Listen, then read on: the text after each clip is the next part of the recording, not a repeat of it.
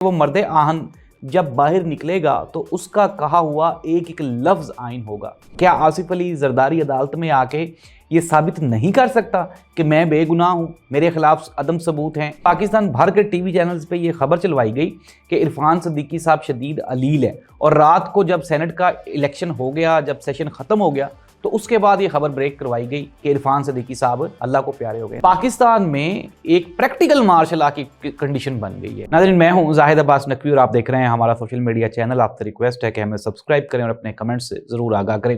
Barrister گوہر نے آج national assembly میں جو حکومت ہے اس کے طوطے اڑا دیے، عمران خان کا نام بار بار لیا، اور بیرسٹر گوہر نے جب عمران خان کا نام لیا تو خوف جو ہے وہ حکومتی بینچوں کی شکلوں سے واضح طور پر دیکھا جا سکتا تھا۔ بیرسٹر گوہر نے کہا کہ وہ مرد آہن جب باہر نکلے گا تو اس کا کہا ہوا ایک ایک لفظ آئین ہوگا۔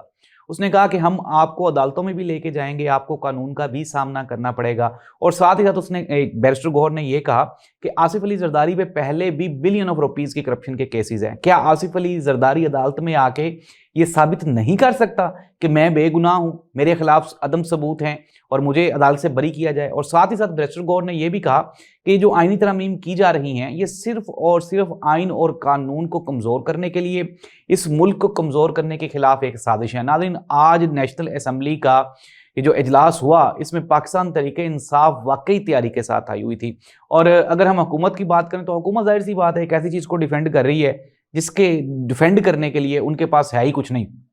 ناظرین، کل ایک انتہائی افسوسناک واقعہ رونما ہوا، اور وہ واقعہ ہے عرفان صدیقی صاحب کے بارے میں۔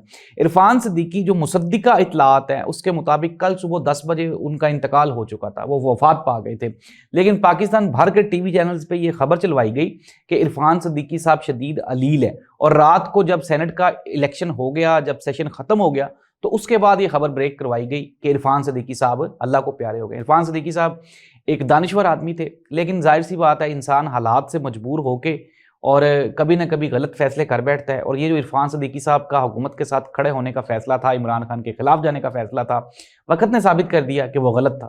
لیکن جس طرح سے ان کے ساتھ کل ان کا انجام ہوا اس کو دیکھ کے آپ صرف توبہ توبہ ہی کر سکتے ہیں۔ وفات پا گئے، اللہ کو پیارے ہو گئے، اللہ تعالیٰ ان کے درجات بلند کرے، ان کی مغفرت فرمائے۔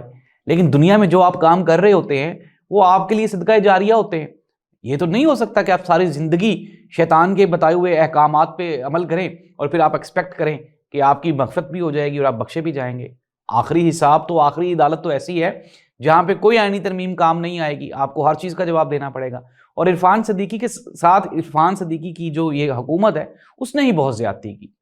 ہوتا کیا ہے؟ ہوتا یہ ہے کہ اگر سینٹ میں کسی ممبر کی ڈیتھ ہو جائے، اس کی وفات ہو جائے، تو اس دن سینٹ میں کوئی کارروائی نہیں ہو سکتی، اور یہی ہونا تھا۔ اگر کل عرفان صدیقی کی موت کی خبر سینٹ میں چلی جاتی تو کل یہ جو ترامیم ہو رہی تھی یہ نہیں ہونی تھی، ایک دن لیٹ ہو جانی تھی، کار تو لینی تھی آپ نے، لیکن عرفان صدیقی کے ساتھ بہت زیادتی ہوئی۔ ناظرین، خبریں یہ آ رہی ہیں کہ یہ جو 27ویں آئینی ترمیم ہوئی، پاکستان پیپلز پارٹی کو ایک تو آصف علی زرداری صاحب کا استثناء مل گیا، اور ساتھ ہی ساتھ پاکستان پیپلز پارٹی کو کچھ وعدے وعید بھی کیے گئے ہیں مستقبل کے بارے میں۔ لیکن ناظرین، ایک سوالیہ نشان، آج کچھ خبریں آ رہی ہیں اسلام آباد سے کہ ایک دم سے حالات نے پلٹا کھانا شروع کر دی ہے، اور کچھ لوگ یہ کہتے ہیں کہ یہ جو 27ویں آئینی ترمیم پاس ہو گئی ہے، اب اس کے بعد پاکستان میں ایک پریکٹیکل مارشل لاء کی کنڈیشن بن گئی ہے۔ پہلے تو یہ تھا نا کہ ہائبرڈ ڈیموکریسی ہے، ساتھ میں جمہوریت بھی کھڑی ہے، تو اب ہونا کیا ہے؟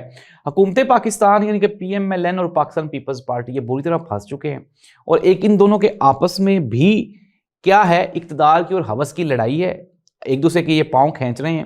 ساتھ ہی ساتھ عوام کی طرف سے بھی اب آہستہ آہستہ پریشر بڑھ رہا ہے، اور لوگوں میں بے چینی بڑھنا شروع ہو گئی ہے۔ خبریں یہ آ رہی ہیں کہ ایک تو بیرونی سازشیں وہ سٹارٹ ہو رہی ہیں، پھر دوسرا انٹرنل جو پروٹیسٹ ہے وہ شروع ہونے جا رہے ہیں، اور جو اسمبلی کی کارروائی ہے اس سے یہ ثابت ہوتا ہے۔ آپ یہ امیجن کر لیں، 26ویں آئینی ترمیم ہوئی، پاس ہوئی، عوام نے اس کو شدید کرٹیسائز کیا۔ آپ سوشل میڈیا پہ چلے جائیں، اگر آپ کو کوئی 200 پوسٹ بھی 26ویں آئینی ترمیم کے حق میں مل جائیں تو آپ یہ سمجھیے گا کہ وہ ٹھیک پاس ہوگی۔ اب 27ویں آئینی ترمیم ہوئی، پورے کے پورے 24 کروڑ عوام نے ان کی مخالفت کی، شدید مخالفت کی، لیکن وہ کہتے ہیں جی کہ ہم نے کر لیے۔ راجہ پرویز اشرف صاحب جو کہ وزیر اعظم پاکستان رہے، پاکستان پیپلز پارٹی کی جانب سے کرپشن کے الزامات بھی لگے ان کے اوپر، کل انہوں نے پاکستان تحریک انصاف کو سیدھی سیدھی دھمکیاں دی۔ انہوں نے کہا جی کہ ہم آپ کی اینٹ سے اینٹ بجا دیں گے، آپ ملک کے دشمن ہیں۔ 9 مئی کے جو ذمہ داران ان کو سزا دی جائے، اور ان کو چاہیے عمران خان، اگر آپ کا عمران خان آصف علی زرداری بننا چاہتا ہے تو اس کو 12 سال جیل میں رہنا پڑے گا۔ ناظرین، میں تھوڑا سا راجہ پرویز اچف صاحب کو ہم تھوڑا سا بتا دیں کہ ایک تو آصف علی زرداری صاحب کو 12 سال PMLN کی گورنمنٹ نے جیل میں رکھا تھا، جو آج کل ان کے ساتھی ہیں انہوں نے رکھا تھا، اور اب ان کے یہ بالکل ساتھ ہی ہیں۔ اور شہباز شریف صاحب یہ فرماتے تھے کہ جی آصف علی زرداری کو لاہور کی سڑکوں پہ گھسیٹوں گا، پیٹ پھاڑوں گا، کرپشن کے پیسے نکالوں گا۔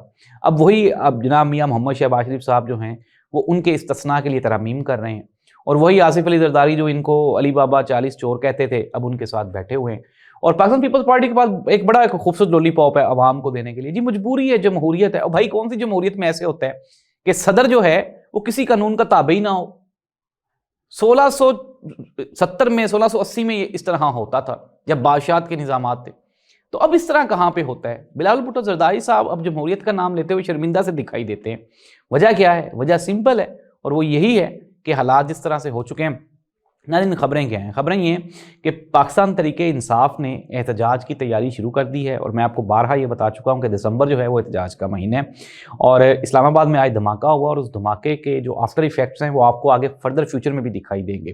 ساتھ ہی ساتھ وکلا کی تحریک کا آغاز، کچہری میں دھماکہ ہوا، آپ اب سمجھ رہے ہیں، چیزوں کو ملا کے دیکھ لیں کہ کہاں پہ آپ کو یہ لے جائیں گی۔